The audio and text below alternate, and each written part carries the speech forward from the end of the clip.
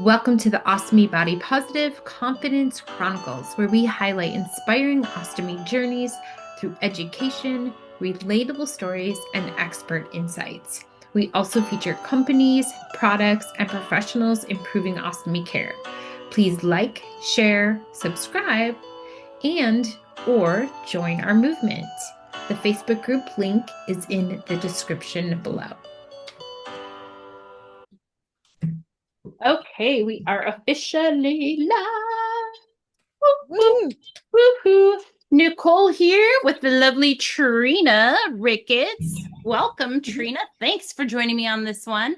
I'm real excited that I got you here with me because we're talking about intimacy and common female issues regarding sex and having an ostomy. So I thought I'd bring on the professional, and we're really going to dive into, some uncomfortable topics. Obviously, this is going to be a little uncomfortable, but it can be a taboo subject when talking about intimacy and sex after having ostomy surgery. And we all deserve to feel pleasure, connection, and confidence. And oops, sorry, my bad. So the goal here is really to have a safe, open space and supportive as well. And also the disclaimer that obviously viewer discretion is advised. So if you're listening around children, there may be things that you don't want your children hearing. So just keep that in mind. So what I wanted to start off with, first of all, was that there's this thing called Maslow's hierarchy of needs. And I am going to really quickly put that up. And I just wanted to talk about this for a minute. So basically, this theory outlines these five human needs, starting with, the basic needs: food, water, warmth, rest. We get into the safety needs, security and that kind of thing. And then love and belongingness. Now, the rest of that, we're really not going to talk about, but it's the love and belongingness. So that we really want to focus on when we think about intimate relationships and friends, because it's important. It's important not to ignore this middle piece just because we have an ostomy or we have some other kind of something that we don't like about ourselves, right? We can't forget that altogether. So moving into other issues, because there's other issues, right? Besides being an ostomate, right? Or you having a partner that doesn't have an ostomy, there still are intimacy issues that people have, right? Which could be, body image in general without your ostomy. There's anxiety, there's depression, there's medication issues, hormonal issues, libido, sexual assault, fitness, diet, exercise, substance abuse. There's all these things that anyone can experience. But then we move into having an ostomy now. So add that onto, as a woman, having an ostomy and having, other insecurities. So some of them that I've come up with are obviously body image, right? But then we also have this pain during sex we can have, especially as ostomates. And Trina, I know you know about this. So I'm going to let you kind of take over from there, because I think you know a lot about these issues affecting sex with women. Yeah, well, if you've had the proctectomy where you've had your rectum removed and there's no longer an organ behind your vagina that's supporting your vagina, that creates issues with sex. And part of that is just the body hasn't completely healed. So there'll be pain from the scar tissue, the scar, the wound, and the healing that's still happening on the inside. And part of that is because when you create this void inside of your body in your pelvic region, where right behind where your vagina is, then you can have your vagina kind of fall into that void area. And now most people, when they have an organ removed, most organs, when they get removed, are filled in, that spot is filled in by other organs. But because our organ has been removed in our pelvic area and it's surrounded by bone, it's a lot more difficult for that area to be filled in by other parts of our body. So what happens instead is we'll have scar tissue build up over time. And over time, that scar tissue buildup inside our bodies will help to support the vagina wall more and more. So I found, because I've been actually like keeping notes and everything on on what I've been going through with the whole sex journey after proctectomy. And initially, even a vibrating toy would cause me to swell up. This was like a year after my surgery still. So my ostomy nurse says that it usually takes about 2 years after the outer wounds heal for the inner wounds to heal. Interesting. And to keep that in mind. So it's been 2 years for me now, and I still have a little bit of pain with penetrative sex. Doesn't mean I can't do it. I have, different positions that work better for me. And for instance, woman on top is more comfortable because I can lean forward. I don't have the vagina tilting back. And also the surgery scars and the surgery wound and the incision was all behind the vagina. So back there, like I find that's the part that hurts the most, is the, like if you were to look at the entrance of the vagina, the bottom of it, that's closer to where the rectum is. That's where most of the pain is. And then if you combine that, many of us are at an age where we're also starting to go through thinning of the vagina wall anyway, which is something that happens to a lot of women at my age anyway. I'm 51. All of these kinds of things can like contribute to issues. So definitely, like, that's something no one ever told me. And I had to do a lot of research to find out, well, what happens inside my body? Why is my vagina tilted? What is going on, Yeah. Well, even I still have my I don't have a Barbie butt, so I still have, everything there, but I still also can attribute the pain part just with pelvic floor dysfunction, and even just, losing certain body parts inside. There still has been a little bit of prolapse going on, and it's painful. It can be painful, like you said. So on both sides, it can be very painful. And I imagine, like, at least in my case, before the first time I had an ostomy bag, I didn't have my rectum removed, but I still had a very sick intestine inside of my body. And even after the reversal, that part of my body, my intestine, never really completely healed. And for years, sometimes sex would be very painful. And I often thought it was probably due to the inflammation that's still in that part of my intestine. Yeah.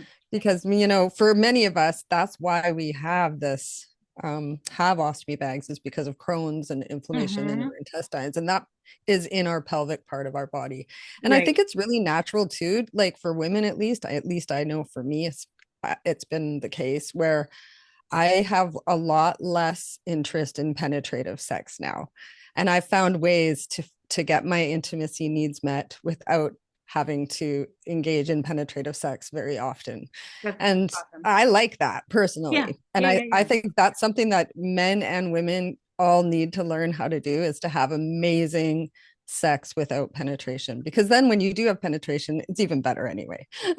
Right, exactly. And that's part of that intimacy thing. It's not just me, it's not just the wham bam, thank you ma'am, it's over type thing. There's a lot of things that can lead up to that. And I know you have a intimacy outline download for that, correct? Okay. I have okay. So I posted this in the group and got a lot of responses, an intimacy survey about a month or so ago. Oh yeah. And at the point where I had 38 respondents, I had quite a bit of information, and I thought I can create a guide out of this, because I feel like it's urgent. This is stuff that I really wanted to talk to my doctor about, but anytime I brought up anything, it was just not really answered, and it was done in a way that made me feel like we were shutting down conversation. So I had so many questions and I was too scared to ask them. So when I've got all the answers from this questionnaire survey, I really wanted to put it out there. So I Yeah. created an 8-page, excuse me, intimacy after ostomy guide. And it Ooh. talks about penis problems, vagina problems. What if my bag farts? Yep. What if my bag leaks? Like all different kinds of aspects of having an ostomy and our fears around intimacy when you have an ostomy. And it's for a free download at my website. You can just go straight to my website, intimateostomate.com, and you just click it. You don't even have to give me your email. It's just free. And I'm hoping Yeah. people will give it to their doctors and Yeah. give the website to their doctors, and their doctors' Right. offices can just print them and give them to Yeah. people who have ostomies. And I think it would be really amazing if we could spread this resource so Yeah. that people have access to it when they go through the surgery. Yeah, that's perfect because that's exactly what we're saying is there's all these different things that can affect us. And okay, so the pain and vaginal dryness are one, right? Our body image, obviously the most, I guess the most common issue would be And the would hardest one to overcome. and the harness, yes, psychologically, for sure. Yeah. For sure. And that takes work. That's Mhm. something that happens over time, I think, Yeah. right? Well, I've actually created a confidence comeback program, which Mm. I honestly think if people put in 15 minutes a day over the course of like 2 weeks or more, that they'll see rapid improvements in their self-esteem. Yeah. It's but a lot of it is self-talk, Yeah. obviously, and Yeah. mindset, a lot like the program that you offer. But I also have a really big part of it is visualization and Yeah. coming up with a visualization script that helps you release those perceptions of ourselves. Yeah. I totally believe in visualization for sure. I mean, Mhm. it's gotten me through so many different things in my life. So, intimacy and sex, I should add that to my list. Just but then you also said the pouch worries, leaking, things like Mhm. that. And that's also, I mean, very legit, especially when we talk about, getting down, we're gonna Yes. sweat and we're gonna have pulling and all sorts of Yes. tossing and stuff going on if it's that hot and heavy. And so yeah, Yes, that's for something sure. that we have to worry about.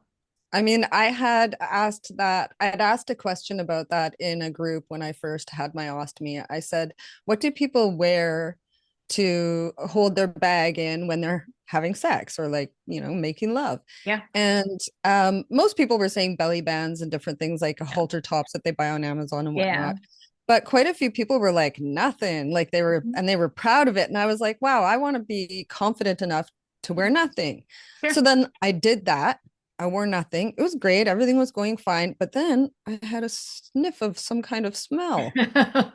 And I looked down and there's just a very small tear in the bag. And thank goodness I had it's a two-piece system. So I just went and I changed the bag, Yeah. Yeah. Yeah. thankfully. Otherwise, it would have been a big, if it was a one piece, Hmm. it would have been a big to do. But because of that, I personally prefer, even if I start out completely nude, to put something Yeah. on to hold my bag in to Yeah. prevent that from happening. So Yeah. I try Yeah. to let people know about that now because I had that experience.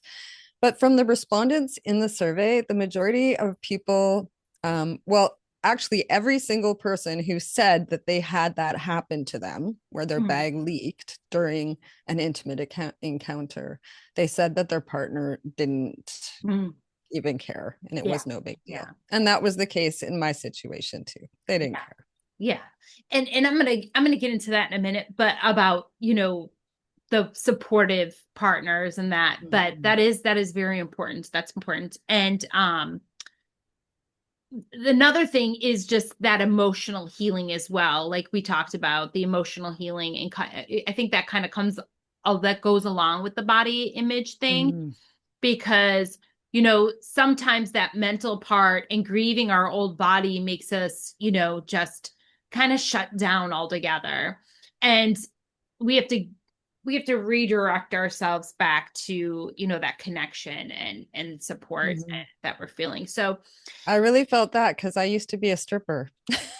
okay, right, I right, used to make money off my body. right. And so Mm. that's just it. Would you feel comfortable, doing that? Or is there people doing that that No, I think don't right? think on stage, I don't think like strip clubs are really picky. Like Yeah. they won't let someone who's quite overweight. They won't let someone who's, anything that's really like out of the ordinary. They wouldn't let a girl up on stage in a No. wheelchair. I don't think they should. They They should. should. They They should. should. Oh I my gosh, agree. they I agree. should.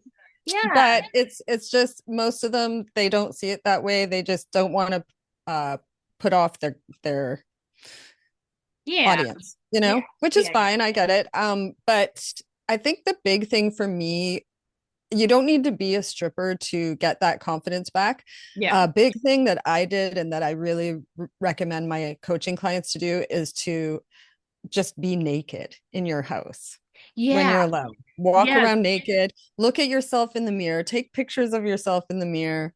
Yeah. But like, and combined with the visualization and the self-talk practices and stuff, you would be so shocked how soon you can become comfortable with your own body. And then the next step would be being naked in front of a partner. Or Yeah. like for instance, before I had my surgery, I would go pee in front of my daughters and not close the door. And Hmm. after my surgery, I do the same thing. Hmm. It's, yeah, there's a bag, but you can't see through it and it's Right. okay. And, Right. and No, just being comfortable in your bag. yes, and I love that. And I think that's why, well, I'm not going to say I think that's why. I mean, that's why we're called Ostomy Body Positive. But the selfie posts that we do on Saturday, like Mm-hmm. I get that sometimes Scott and I are in just underwear and showing ourselves, which took a long time for us to get to the point to be able to do that. And Mm-hmm. but in doing that, I have found more confidence Yes. because now I can almost envision myself being, in looking the same way in front of somebody else. If I'm putting it out here to 7.8 thousand people on Austin Yeah. Body Positive, I can for surely feel confident to show one person in a intimate setting. So, Totally. I've been doing some videos lately on my page, on my socials about like lingerie and bathing oh suits and yeah, stuff that see you that. can wear with an ostomy. And I've had so many people say to me, "You're so brave. You're so courageous. I can't believe you're showing your bag like that." It doesn't, it rolls right off me because Yeah, I made that intentional decision right away to get comfortable with myself with my bag. Now, I don't go to the beach with my bag out. I know a lot of people with yeah, ostomies do. yeah, I don't walk around with my bag out or get like fancy bags to put over it. I'm not saying I never will. yeah. But I don't do that. But I do think it's so important to be comfortable with your bag and be comfortable to be naked in front of people with your bag or, Hmm. especially loved ones or intimate Yeah, partners, right? yeah, yeah, for sure, for sure. So speaking of that, trying other things like clothing and that, like, and not just clothing, but other positions or some maybe cosplay type experience, right? I Mhm. mean, we have to, sex isn't just penetration, like you said. It's this whole range of intimacy. So, maybe you are still afraid to show the bag or you're in pain still, but you can Mhm. be intimate with your partner and Yeah. through all these other things, like I said, the toys, the costumes. YouTube has videos and will show you, or tell you some things to do. But what Mhm. what have you discovered, Trina? Like, I know you said Well, toys. yeah, one of my favorite outfits, like with lingerie, you can buy the high-waisted like garters.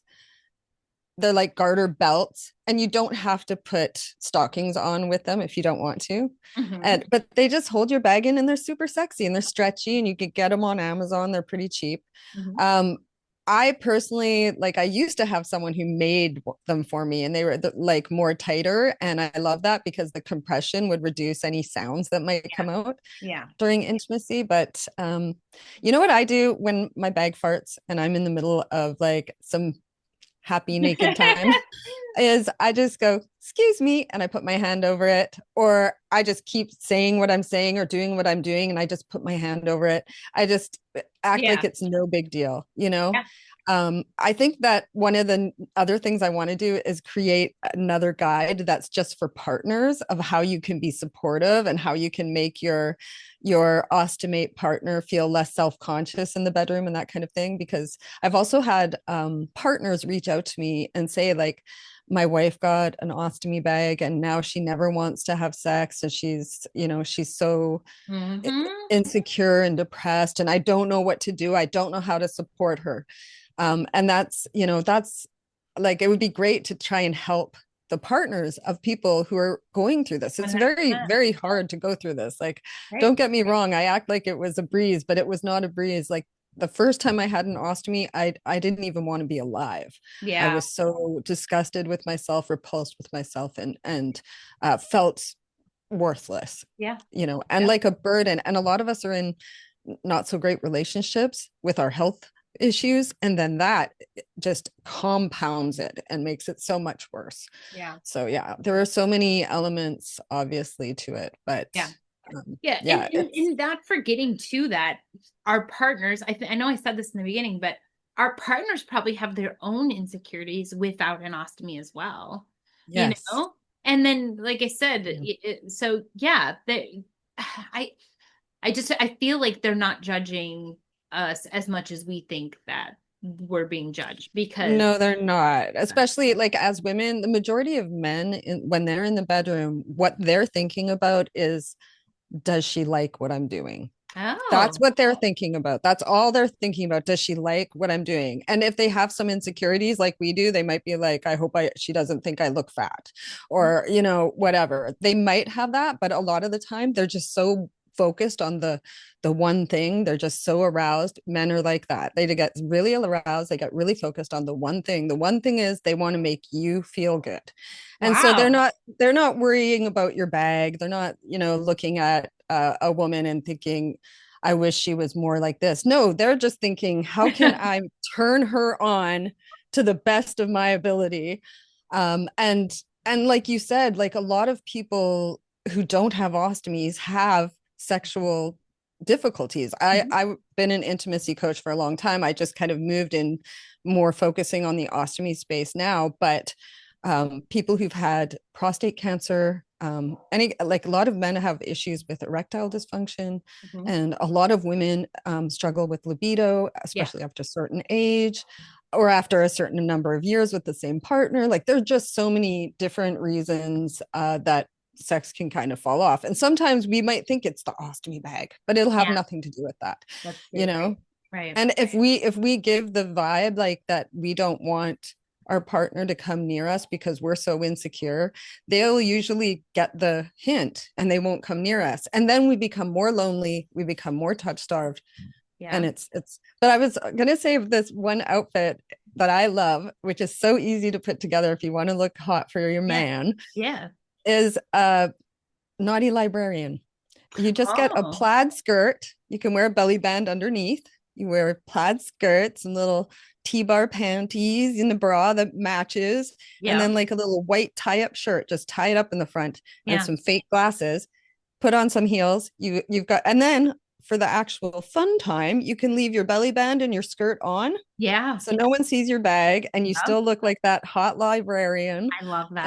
And yeah, like these are just and that's just one. I'm probably gonna do a video on different kinds of cosplay Yeah. ideas I think you should in for the sure. bedroom. Yeah. Yeah.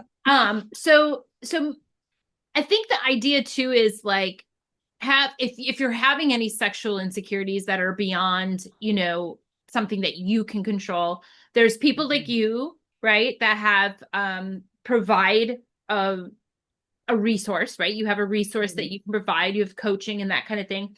There's sexual health therapists. Mhm. There's plenty of videos out there, if you're at that level.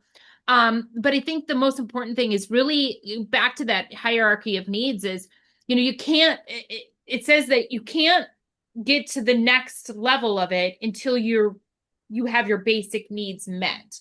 And so you're not going to be able to feel the intimacy without those lower needs being met. And that's important to analyze where you are on that hierarchy of needs. And then I think the next thing is to really, pay attention. What are your non-ostomy concerns when it comes to intimacy and relationships and sex? And then what are your partner's non-ostomy concerns? Because they're going to have their own like we said, insecurities or concerns. Or they're maybe worried about you and the pain that you're experiencing, or worried about your bag and how you feel about it. So that's all these things to take into consideration. And then our health and our pain concerns.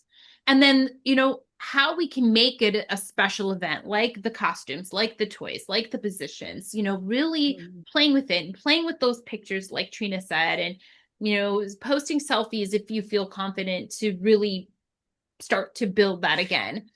And then overall, we want there to be excitement and that spontaneity. How do you say that word? Spontaneity? Spontaneity. Yeah, I think you Spontaneity. said it Yeah, right. there you go. You want to have that still. So, it is that visualization technique, because if you can visualize how that's going to play out, you can make it happen in real life. So, there's plenty, like I said, there's plenty of resources out there. Trina would if you can in the comments, drop your link to your site and how people can get that download. That would be great. Is there anything else that you think we didn't cover? Tomorrow will be male intimacy issues. Now, there was some technical difficulties last week, and so we're redoing it, and we'll have that on tomorrow. Is there anything else, Trina? Sure. I would say honestly, if people are struggling with intimacy and part of the reason is because they don't have a partner, then there are ways to build intimacy into your life simply by how you treat and interact with the people that you meet in your daily life, from the cashier to your best friend to your dog. And it's really like we have intimacy needs with everyone we meet. Everyone we meet, we have a need for connection, a need for them to look at us and see us as human, a need for them to like us or at least acknowledge us. And how it feels when you smile at someone and they don't smile back. Don't be that person. Right. Smile at everyone and create intimacy in just your small interactions, even if it's just a matter of putting your hand on someone's arm or giving someone an extra long hug. And if there's anyone willing to hug for 20 seconds or more, that's the sweet spot. But yeah, intimacy can be really hard to get in your life when you think of it as just sex, or when you think of it as, I don't even have a partner, so where do I start? But we can create those little intimacies and build towards something bigger just by being that loving, connecting person that shines everyone else's day and lights everyone else's day. Oh, that's so beautiful. Thank you. Really, that touched me. That touched me. And I learned a lot from just listening to you today. So I love that. Thank you. Yeah. Yes. Thank you for being here and being on. Yeah, we're good. Join us tomorrow for the male side of it. We're having Scott and Becky, the nurse that we had on for reversal. She's going to be on, and yeah, so enjoy watching and connecting with us. Thank you, Trina. Thank you. Love ya. Love you too. Bye.